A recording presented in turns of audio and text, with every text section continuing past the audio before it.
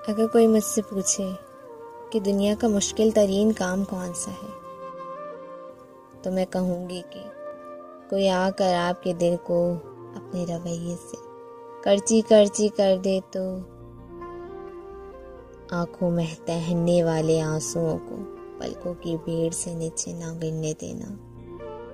बल्कि हलक से नीचे उतारते जाना और हर मुमकिन कोशिश करना कि ये बाहर ना आए, और इन्हें वापस नीचे धकेल कर होठों पे नरमी सी मुस्कुराहट सजा लेना और कहना कि अम्मी मुझे किसी ने कुछ नहीं कहा, आंखें गर्मी की शिद्दत से सूजी हुई हैं, या फिर ये कहना कि एलर्जी हो गई है और मैं तो बिल्कुल ठीक हूँ। ये भूल जाना कि दूसरी तरफ माँ है